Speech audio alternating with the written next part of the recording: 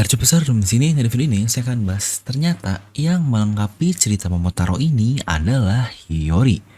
Nah mari tanpa basa-basi lagi kita langsung saja wadaw. Closed doors, I'm a fool for your love.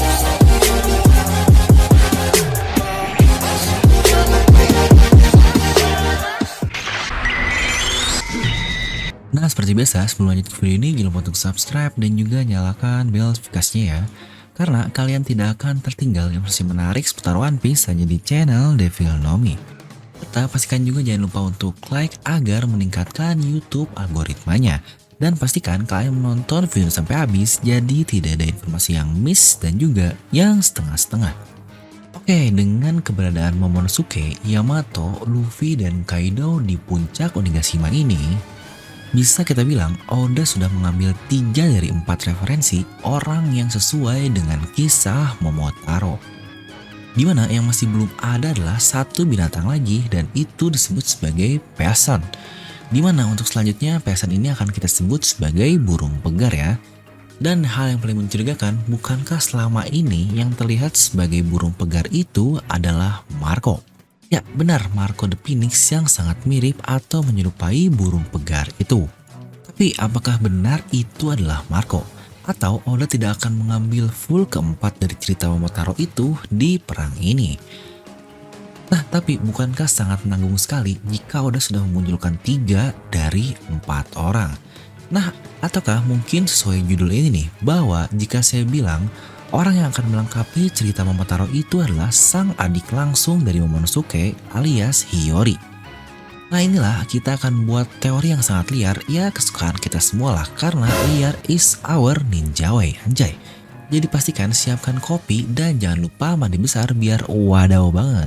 Nah buat yang belum tahu nih, singkat saja ya, Momotaro ini adalah sebuah kisah dari Jepang di mana dirinya sang Momotaro bersama ketiga binatang lain akan menuju pulau dan menghajar seorang Oni. Yang kita pun lihatlah dari gambarnya mereka menaiki kapal dan akan menuju ke pulau Oni. Plotnya sama persis seperti apa yang terjadi di serial One Piece ini.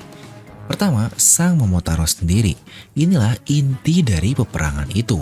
Jelas perannya dimainkan oleh sang bocil mesum yang udah dewasa sih, dan itu adalah Momonosuke. Dialah pewaris sejati negeri Wano Kuni dari klan Kozuki, dan dia juga sebagai naga yang menggantikan Kaido, yang bahkan Kaido ini disebut sebagai dewa pelindung atau guardian deity lah. Serta bukankah dia juga yang bisa dibilang inti dari perang ini atas nama Kozuki Oden atau ayahnya 20 tahun yang lalu. Lalu yang kedua adalah sang monyet. Seorang yang menolong Momotaro ini dicerita salah satunya adalah monyet itu, dan di One Piece ini diperankan oleh Monkey D. Luffy. Yang mereka tunggu untuk memintanya membantu mendatangkan Fajar di Wano Kuni. Tepatlah seperti kata-kata Yamato kepada Momonosuke melalui jurnal milik Oden. Bahwa dari sekian banyak bajak laut yang kau temukan adalah Luffy. Seakan-akan itu benar-benar orang yang mereka tunggu selama ini dan dialah orang yang ditakdirkan. Dan lebih jauh lagi, bahkan Luffy disebut sebagai dewa pelindung menurut perkataan dari kakek Hyogoro. Dan yang ketiga di cerita Momotaro itu adalah anjing, dan di sini diperankan oleh Yamato. Dia memakan buah iblis Makami yang walaupun berarti serigala lah, tapi itu pun termasuk ke dalam Inu Inu Nomi yang notabene Inu ini adalah anjing. Bahkan 20 tahun yang lalu, samurai terkuat Wano Kuni yang terakhir, yang salah satunya ada Orochimaru lah, mereka menyerahkan dirinya untuk memberikan jalan kepada Yamato 20 tahun kemudian. Dia akan berjuang demi Wano Kuni, dan bahkan Kaido pun menyebut Makami sebagai dewa pelindung Wano Kuni. Semua hal ini adalah tentang dewa pelindung atau guardian deity. Hal yang Oda ulang berkali-kali di arc Wano Kuni ini. Dan yang terakhir sang peasant atau burung pegar, di mana semua orang memprediksikan jika itu adalah Marco the Phoenix. Ya memanglah dia punya hubungan dengan Kozuki Oden, tapi apakah hubungannya di sini setara dengan level dari ketiga orang barusan yang disebut sebagai dewa pelindung? Bahkan ketika Marco sampai ke Wano Kuni pun dia sendiri bilang bahwa tidak tahu nih apa perannya di perang ini, dan kita lihat sendiri apa yang Marco lakukan selama ini yang memang luar biasa hebat, tapi itu hanyalah sebagai support perang. bukan sebagai kunci perang yang terlalu jauh lah jika kita sebut dia sebagai dewa pelindung. Dan faktanya juga, Marco sangat yakin bukan dialah bintang di perang ini, dan dia pun memberitahu Queen bahwa mereka sedang melawan generasi baru di sini. Serta juga ketika dia sampai di dom itu, dia bicara langsung ke bajak laut topi jerami, bukankah kau the real muscle atau inti ceritalah dari perang ini? Bahkan ketika punya kesempatan untuk langsung melawan Kaido di atas pun, dia hanya menerbangkan Zoro saja dan membiarkan dirinya sebagai support doang lah, seperti yang saya bilang di awal. Dan dengan jelas juga dia bilang bahwa dia tidak mengincar Kaido. Jadi memanglah walaupun Marco cocok dengan deskripsi dari cerita Momotaro sebagai burung pegar itu, saya tidak berpikir jika dia berperan sebagai pegar atau guardian deity di perang ini.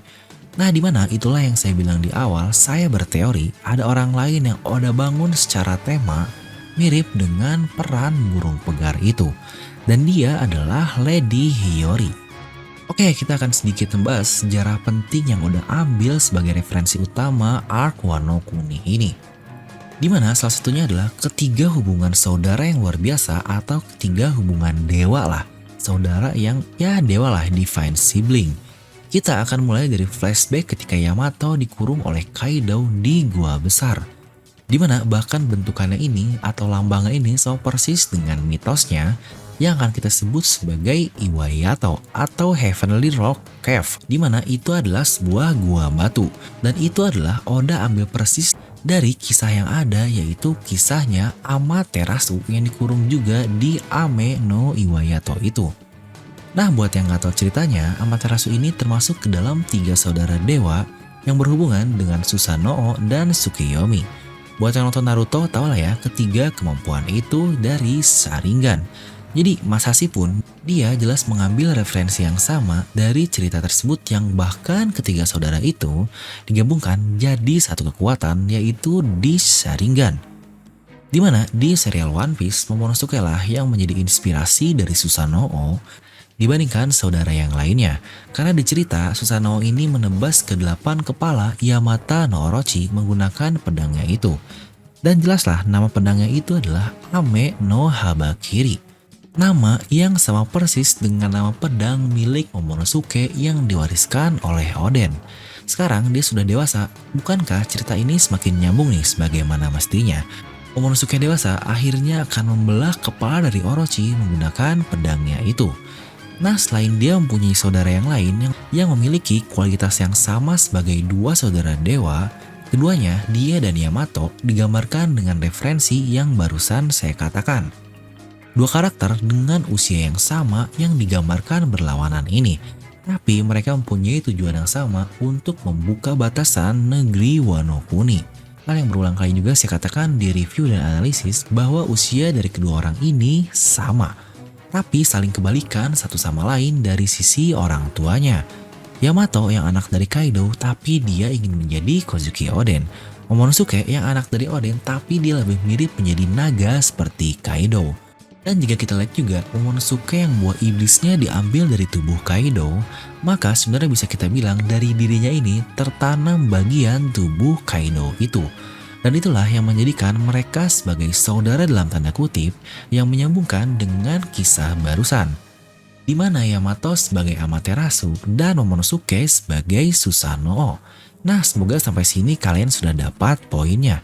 Jika Yamato dan Momonosuke digambarkan sebagai dua dari tiga saudara dewa yang barusan saya ambil contohnya, bukankah masih ada satu orang lagi yang cocok mengisi posisi yang lain? Dimana yang belum terisi adalah Tsukiyomi yang disebut sebagai Deity of the Moon atau Dewa Bulan lah. Jika kita menghubungkan itu dengan Hiyori sebagai Tsukiyomi adalah hubungan dengan lagu juga, dimana dia memainkannya dengan samisen-nya itu. Yang bahkan Oda sendiri sampai menekankan dan memberi nama judul untuk hal yang menurut saya jujurnya tidak begitu penting. Dan tahukah apa judul lagu tersebut? Ya, itu adalah Tsukihime yang berarti Ratu Bulan. Bukankah sangat cocok sekali dengan Tsukiyomi yang disebut sebagai Dewa Bulan? Lalu apakah hubungan antara Hiyori ini dengan burung pegar yang tadi saya bilang? Atau peasant dari kisah Momotaro?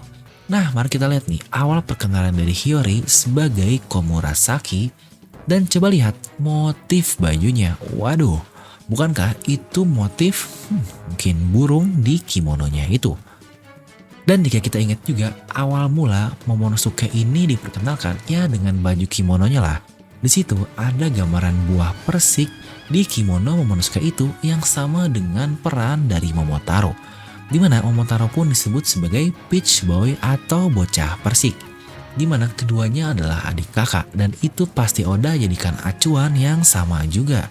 Di mana burung pegar hijau adalah burung nasional negeri Jepang, untuk yang betina disebut sebagai the bird in the burning field, yang berarti burung dengan kecintaan yang luar biasa dan dia pun rela mengorbankan dirinya untuk anak dan telur-telurnya ini yang bahkan ketika sarangnya sendiri dikelilingi oleh api.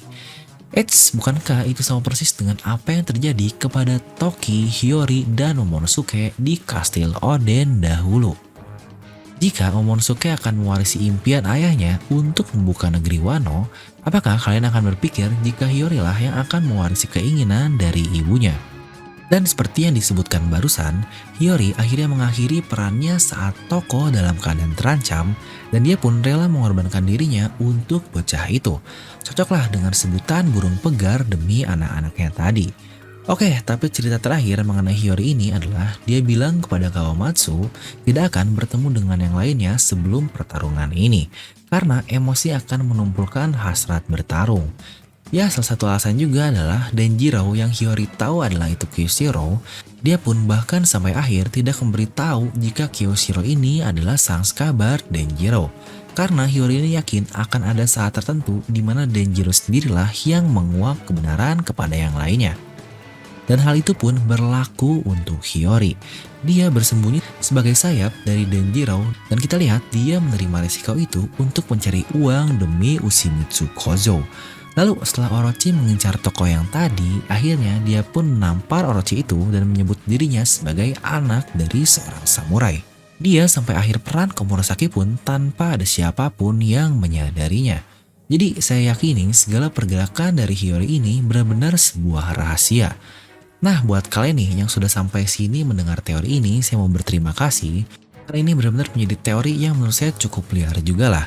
Dan yang jadi pertanyaan adalah bagaimana Hiyori bisa sampai ke Onigashima. Sebenarnya inti dari teori ini adalah untuk mengungkapkan banyak kesamaan antara kisah yang Oda ambil kepada arc Wano Kuni ini dan Onigashima juga, di mana sosok Hiyori ini pas dengan segala kisah yang barusan saya bilang. Dengan kisah Momotaro lah, dengan kisah Amaterasu dan yang lainnya, Hiyori ini sangat cocok. Tapi jika ada yang bertanya, lalu apa buah iblis dari Hiyori jika disebut sebagai burung pegar? Ya, ini sebenarnya cukup complicated sih dan saya pun tidak cukup yakin. Tapi jika saya mau disesuaikan dengan pesan atau burung pegar itu, satu hal yang cukup masuk akal adalah dia sampai ke Onigashima saat sudah melayang dengan cara terbang. Ya, mungkin dia memakan buah iblis Torinomi model mythical Zoan lah yang bernama Feng Huang, di mana ini dikaitkan sebagai a golden peasant atau burung pegar emas. Dan dari mitosnya, Feng Huang ini dipasangkan dengan naga Cina yang menjadi simbol harmoni. Terus saudaranya yaitu Momonosuke yang mengambil DNA dari Kaido adalah bentukan naga Cina kan? Serta Feng Huang disebut sebagai burung yang sangat cantik dengan warna-warni dan cerah yang bahkan bisa membutakan mata saking indahnya. Lagi-lagi itu adalah hal yang sama persis dengan Komurasaki atau Hiyori. Nah, jadi itulah menurut saya tentang teori yang cukup liar lah. Yang mungkin kalian bisa langsung tuliskan pendapat kalian tentang teori ini di kolom komentar di bawah. Dan seperti biasa, semoga kalian terhibur dengan video ini.